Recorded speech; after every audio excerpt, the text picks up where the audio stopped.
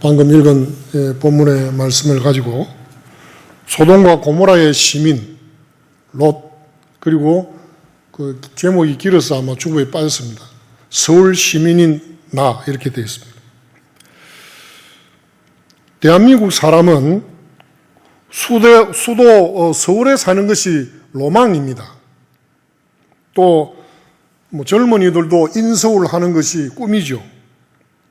또 서울에서도 강북하면 평창동 정도, 삼청동 이런 곳을 살았으면 하는 그런 로망을 가지고, 또 강남에 사는 것을 어깨에 힘이 들어갈 정도의 그런 자긍심을 가지고, 강남에서는 거기에 살면서 학교 다니고 문화생활을 즐기는 것을 희망합니다.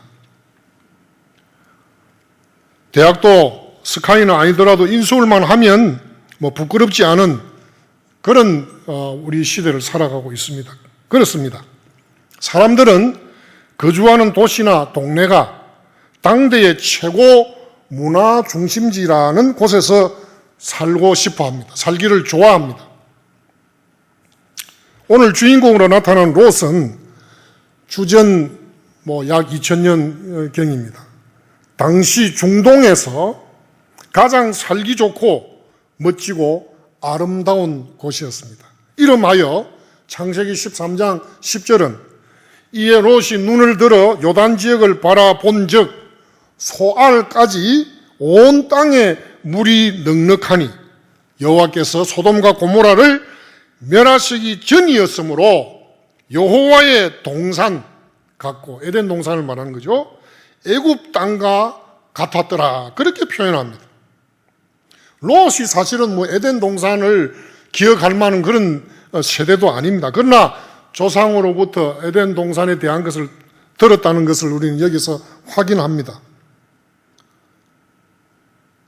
또 그 에덴 동산하고 자기가 생각했던 견줄 만한 곳이 이 소돔과 고모라다, 이렇게 판단을 했습니다. 그 부근의 도시들이 그랬습니다. 뿐만 아니라 당시에 세계를 제패한 제국인 문명국 이집트에는 롯이 이집트를 어떻게 비교했을까?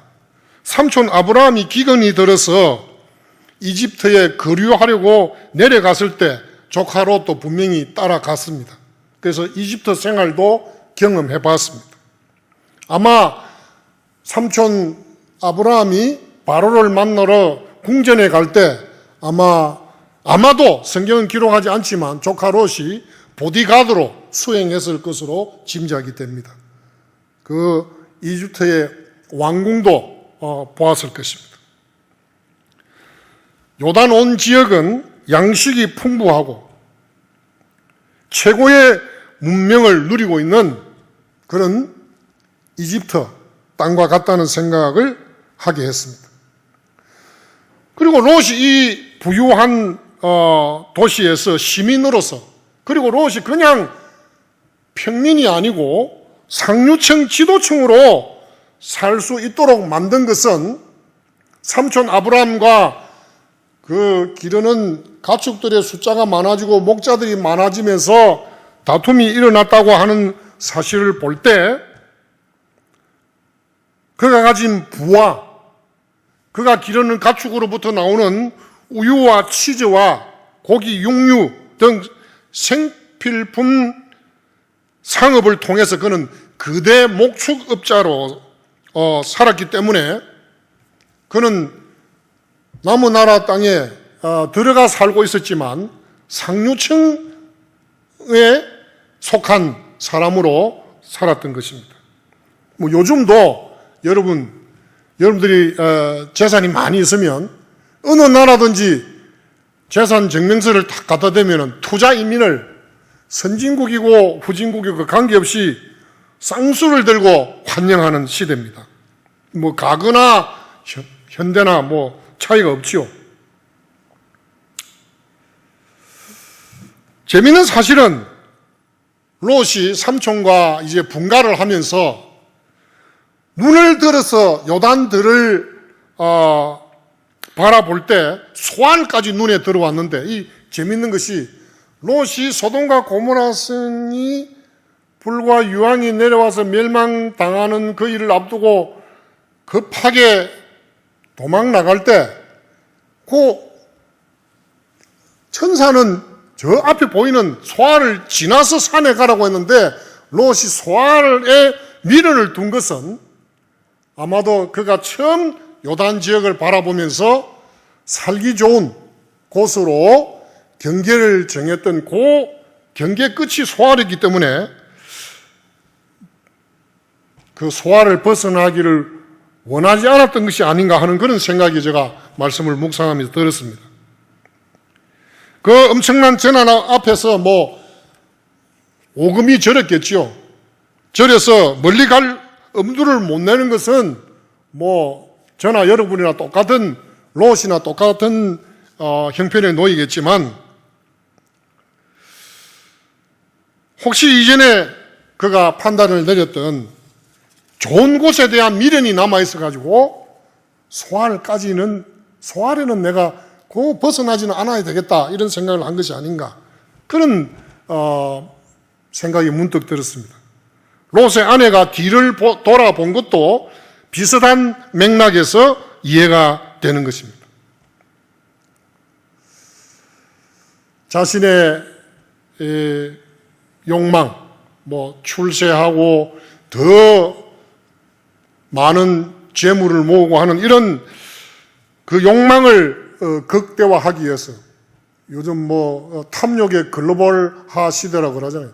전 세계 사람들이 모든 정보를 다 듣고 있기 때문에, 전에는 소박하게 살려고 했지만은 지금은 누구나 다 이제 비슷한 꿈을 가지고 살아가는 시대를 당하였는데, 이 조카 롯이 떠나가 사는 그 와중에 엘람 왕 그돌라오멜과 여러 왕들이 그 연합군을 만들어서 이 소돔과 고모라 지역에 쳐들어왔기 때문에 갑자기 포로로 잡혀갔다는 소식을 우연찮게 들었던 삼촌 아브라함이 집에 거느리던 318명의 특공대를 거느리고 먼 곳을 마다 않고 기습 공격을 감행해서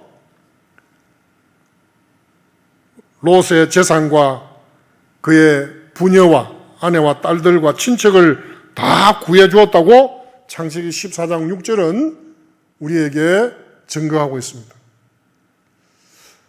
제가 전에도 다 아는 내용인데, 그런 삼촌이 있는 롯이 갑자기 부러워졌습니다. 저와 여러분들에게 우리의 중보자 되신 예수님이 계시다는 것 때문에 든든하지만, 또 한편으로 이런 날 목숨 걸고 나를 구해줄 수 있는 삼촌, 이런 또 신앙의 조언을 해주고 늘 인도해주고 붙들어주는 이런 분이 내 주위에 있다, 그런 보호자가 있다는 든든함, 신앙이 좋은 부모님과 또 남편이나 아내가 또 영적으로 잘 우리를 보살펴주는 담임 목사님이 있다, 이것이 얼마나 든든한지 모르겠어요.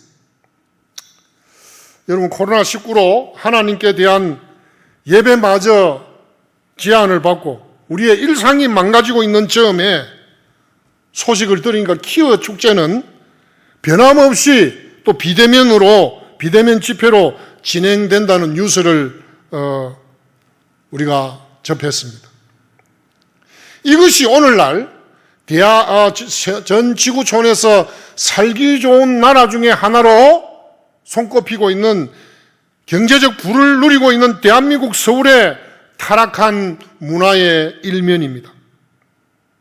하기야 얼마 전에 서울시를 대표하는 분도 그 추잡한 일로 목숨을 끊는 세계적인 대형 사고가 일어난 바로 그곳이 서울입니다. 서울 시민교회 성도 여러분, 그리고 서울에서 생활하는 모든 그리스도인들 여러분, 서울 밖에서 살고 있는 성도 여러분, 오늘 본문을 통하여서 하나님의 음성을 듣기를 바랍니다.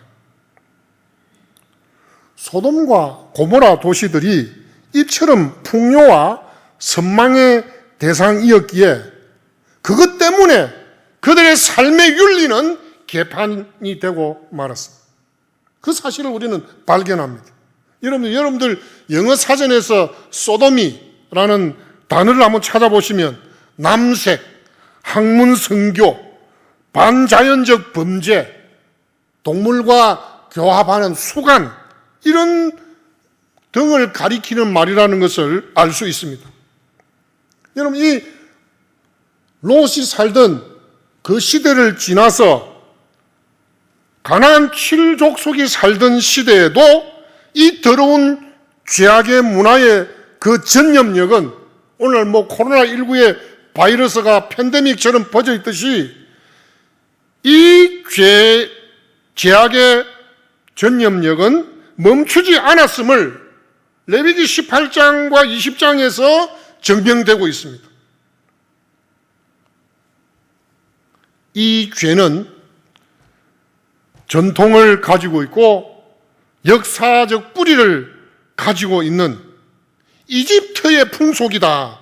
이집트의 풍속, 마세다, 이렇게 말하고 있고, 가나안 땅의 풍속과 규례, 후코트라고 하는 규례 중에 하나가 바로 이 동성애입니다.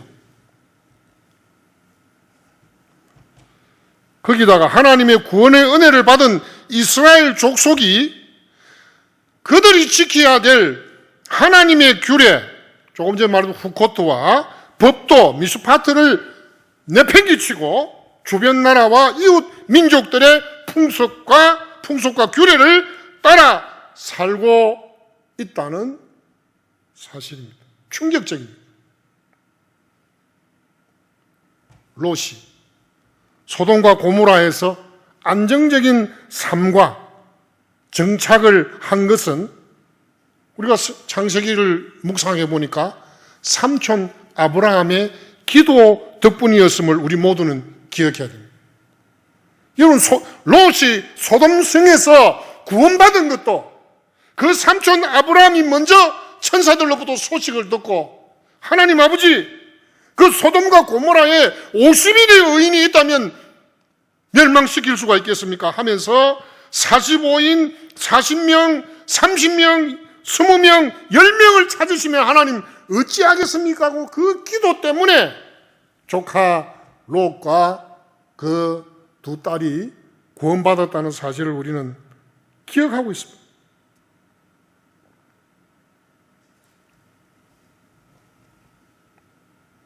그때 아브라함이 의인과 악인을 함께 멸하실 작정이십니까? 할 때 아브라함은 자기 조카 롯을 의인의 범주에 넣고 있었습니다. 비록 떨어져 살았지만 내가 철저하게 가르쳐 놓은 롯은 하나님 앞에서 어렵게 살아가고 있을 거라는 확신을 가지고 있었습니다.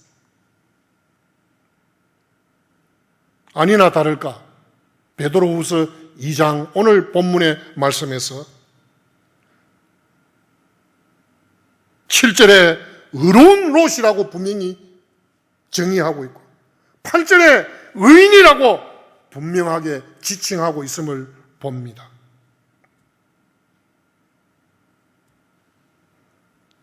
아브라함은 롯을 생각하면서 10명쯤은 가능하리라고 믿었지만은 결국 구원받은 사람은 롯과 두 딸, 세 사람이 고작이었습니다. 롯의 아내는 뒤를 돌아보아 소돔 기둥이 되고 말았습니다. 여러분, 성경을 보십시오. 롯이 롯의 가족이 구원을 받는 그 시간 아브라함은 아침에 일찍이 일어나서 여호와 앞에 서 있었습니다. 아미다 기도, 서서 하는 기도를 하고 있었다는 거죠. 창세기 19장 29절은 하나님이 그 지역의 성을, 도시를 멸하실 때, 곧 롯이 거주하는 성, 도시를 엎으실 때에 하나님이 아브라함을 생각하사 롯을 그 엎으시는 중에서 내보내셨더라. 할렐루야! 아브라함을 생각하사 구원해 주셨다고 증거하고 있습니다. 결국 롯은 나중에 자기가 소알에 거주하려 했던 자신의 어리석음을 깨닫고 두 딸과 함께 산으로 올라가서 거주했다고 19장 30절은 기록하고 있습니다. 소돔과 고모라 도시의 시민이었던 롯은 무법한 자들, 하나님의 법을 알지도 못하고 알면서도 짓밟고 지키지 아니하는 무법한 자들의 음란한 행실로 말미암아 고통을 당하며 살아가던 의로운 롯이었습니다. 오늘 본문 2장 7절에 이는 이 의인이 그들 중에 거하여 날마다 저 불법한 행실을 보고 들으므로 그 의로운 심령이 상함이라. 10절에 특별히 육체를 따라 더러운 정욕 가운데서 행하며 주관하시는 일을 멸시하는 자들에게는 형벌할 줄을 아시느니라. 이들은 당돌하고 자긍하며 떨지 않고 영광 있는 자들을 비방하거니와.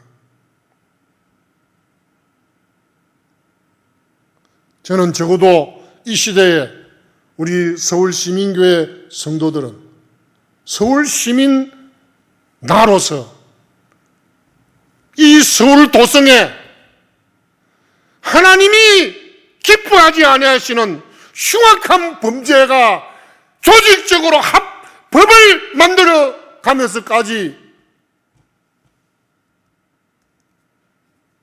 유행을 만들려고 하는 이 현실 앞에서 적어도 롯처럼 날마다 저 불법한 행실을 보고 들으므로 우리의 심령이 상함으로 기도를 끊이지 않는 우리가 되어야 되지 않겠습니까? 소돔과 고모라 도시의 동성애 죄는 하나님께서 얼마나 이 죄를 싫어하시는가, 후세 사람들에게 멸망의 본보기로 제시해 보여주기 위해서 그들을 죄가 되게 마지막 불심판을 너희들이 이렇게 받을 것이다 하는 것으로 상징적으로 징벌을 하신 것을 말하고 있습니다. 경건하지 않은 무법한 자들, 음란한 행실, 불법한 행실, 9절에 불의한 자, 10절에 육체를 따라 더러운 정욕 가운데서 행하면서 주관하시는 일을 멸시하는 자들, 12절에는 이성 없는 짐승 같은 자라고, 14절에는 저주의 자식이라고 묘사하고 있습니다.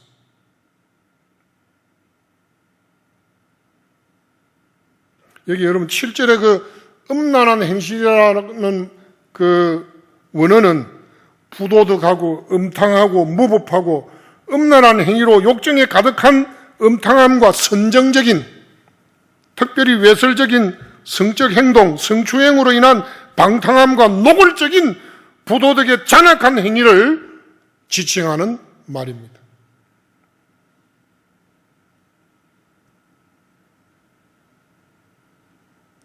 그리고 우리는 이 베드로서 2장 9절에서 로마서 1장에 하나님께서 저들을 동성애 하는 자들을 내버려 두셨다는 말이 무슨 말인가 하는 것을 우리에게 좀 더 이해할 수 있는 말로 표현해 주시는데, 형벌 아래에 두어 심판날까지 지켜주신다. 가만히 두고 하나님의 심판 그 날까지 지키신다는 거예요.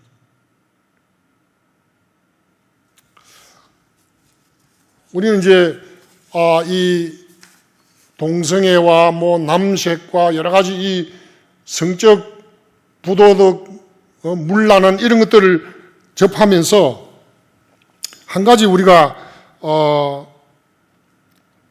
기억해야 될 것이 뭐냐면은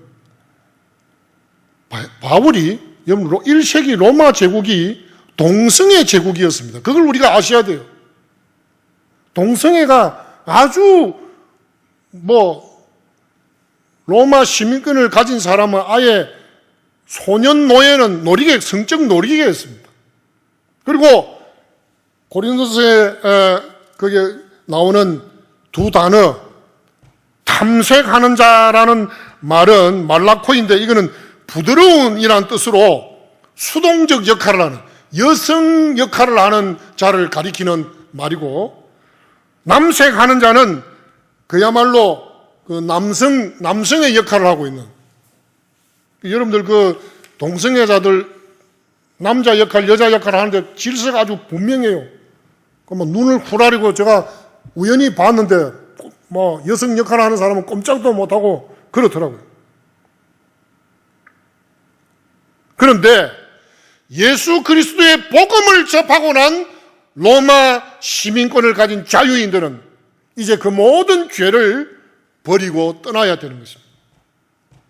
그 시민뿐 아니고 노예로서 복음을 받아들였던 자들도 이제는 주인이 요구하는 것을 다 이제는 뿌리치고 예수 그리스도 안에서 새로운 삶을 살아야 했습니다.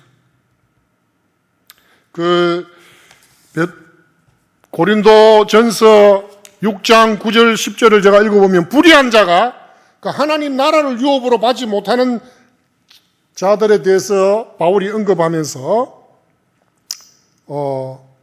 미혹을 받지 말라. 음행하는 자, 우상숭배하는 자, 간음하는 자, 남색하는 자, 또 탐색하는 자, 도적, 탐욕 부리는 자, 술 취한 자, 모욕하는 자, 속여 빼앗는 자 하면서 여러 죄를 짓는 사람들도 여기에 탐색하는 자, 남색하는 자, 동성애자들과 같이 이렇게 같이 엮어서 말하고 있습니다.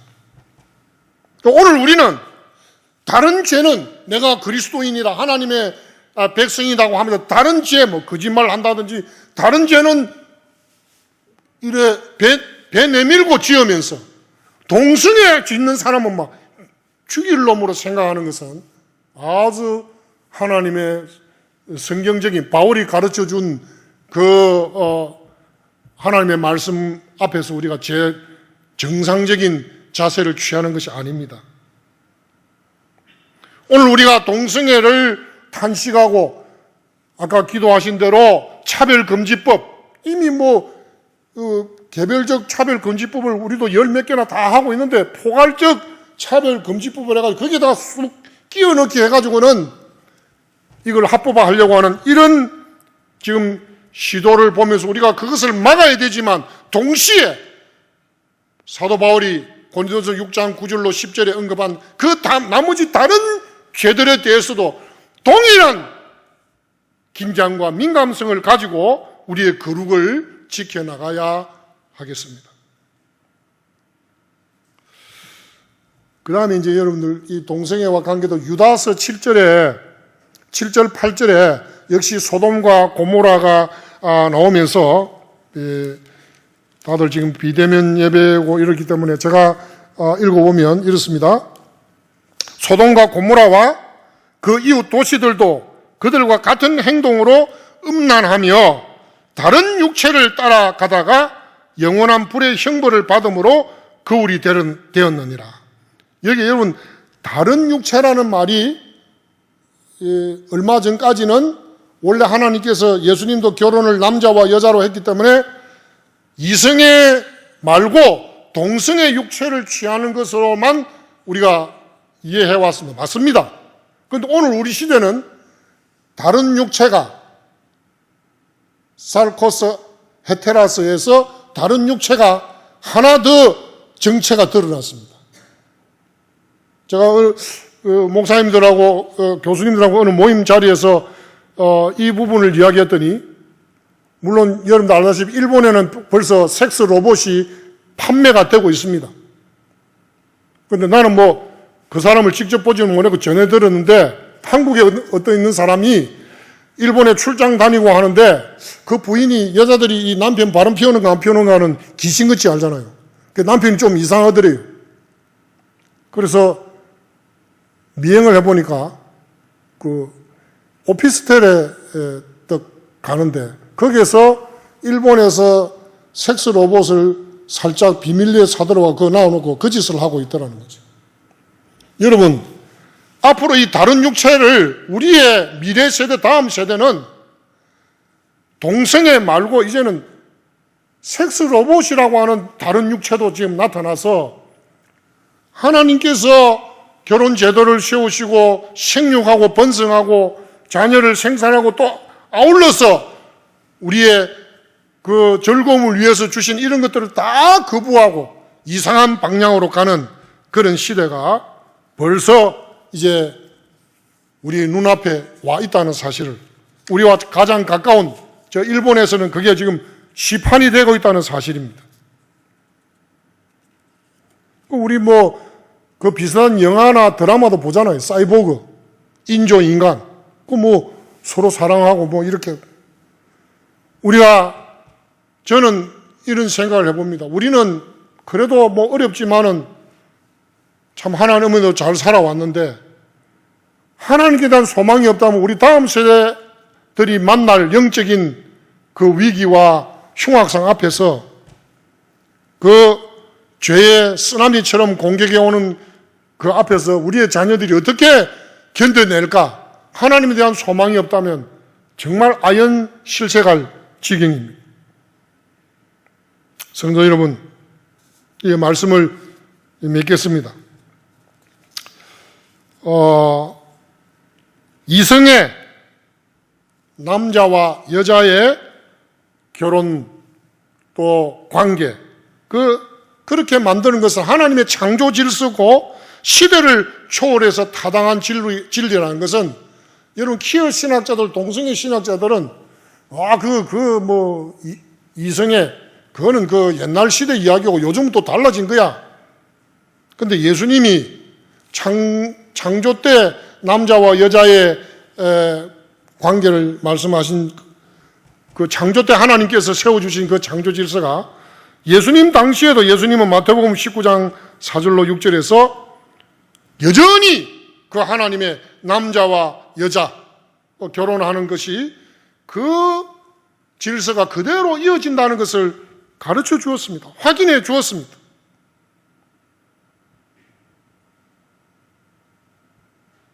그래서 남성과 여성의 생물학적인 성 개념이 변함없는 창조 원리인 것을 밝혀주고 있습니다.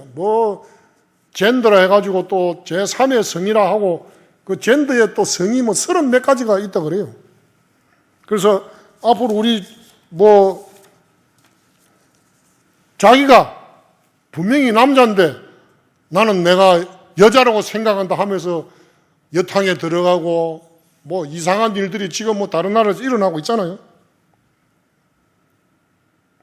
우리의 결혼은 신체 구조와 감성적 특성을 달리하는 남성과 여성의 결합이라 하는 것을 분명히 예수님 확정해서 말씀하셨습니다. 남녀 성별은 하나님의 창조물입니다. 이성 간의 결혼이 하나님께서 세우신 제도인 것입니다. 그러므로 오늘 우리 시대에 여기 여러분 동성애를 가나안 족속들이 레위기서에 보면 동성애를 풍속으로 규례로 법적으로 합법화를 시켰다는 거예요. 이스라엘 백성들은 하나님의 규례와 그 법 대신으로 이방인의 풍속과 규례를 흉내내고 있다. 그래서 이로 말미암아서 소돔과 고모라를 멸하시던 하나님께서 죄로 만들면서 그것을 금하신 하나님의 뜻을 우리는 되새기면서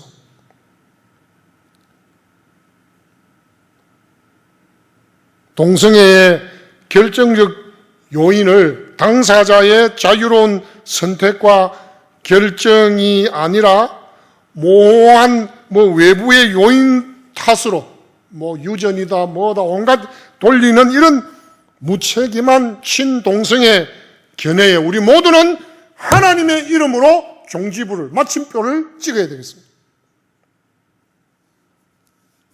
결론을 내립니다. 오늘 우리 서울시민교회 그리고 오늘 서울시민은 소돔과 고모라 시민으로 살면서 고통을 겪으며 살듯 롯만큼이나 날마다 고통을 감내하고 살아가고 있는가 하는 물음을 우리 자신에게 던져보기를 원합니다. 아니면, 그렇지 않으면 무법한 자들의 음란한 행실을 같이 즐기면서 살아가고 있다고 봐야 될 것입니다. 오늘 본문을 통해서 하나님은 우리에게 소돔과 고모라의 시민 롯이 의인으로 살면서 날마다 고통을 겪으며 살던 그 롯을 말세도 롯의 시대와 같다고 하면서 하나님의 자녀들에게 우리 자신과 우리의 자녀들을 위해서 기도하고 삼촌의 기도 덕분에 구원받은 롯을 생각하면서 나의 기도, 우리의 기도를 통해서 우리의 자녀들과 우리 주변의 이웃들이 구원받는 놀라운 역사를 일으키는 기도의 여군들이 되시기를 주님의 이름으로 축복합니다.